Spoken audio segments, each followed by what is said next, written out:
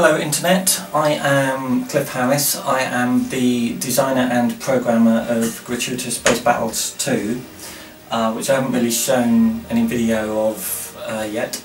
And normally I do videos sort of in game, but I wanted to show off what the game looks like with two very big monitors, because GSB1 didn't have multiple monitor support.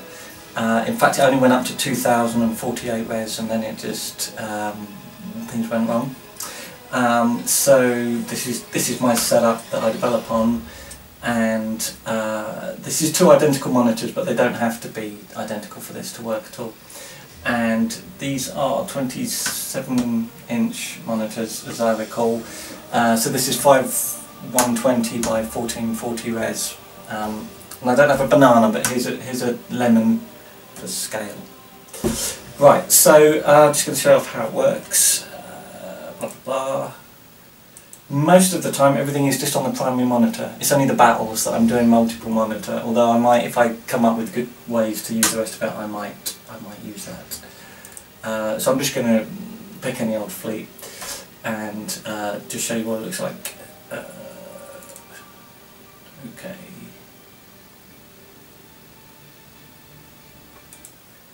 Nice quick load times. So there you go.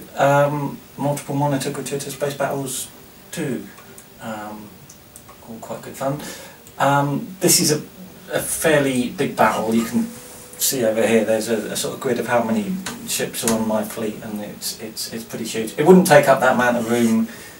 It's quite smart like this. It wouldn't take up that amount of room if it was a small monitor. It all kind of like cuts things out and changes things, so it's more sensible. I should probably talk about the kind of hardware. I mean, what I've got here is an Intel i7-3770 quad core, but the quad core doesn't make that much difference. It's got 8 gigs of RAM, but it doesn't use that much RAM, so it's not a big deal. And video card is a GTX 670. Now with that, what I get for that is the game runs at 60 frames a second pretty much solidly through everything, and that's at 5120 by 1440 res with everything turned to maximum. So it will scale down. It's quite sensible. You can run it on a laptop with a sort of fairly poor video card and a small screen and stuff turned down and everything. So it should be a game that pretty much anyone can run on anything. It uses DirectX 9, so you don't need a particularly cutting edge video card to run it. The engine is written by me just for this game, so it's fairly optimised. I think that's kind of pretty much it for now.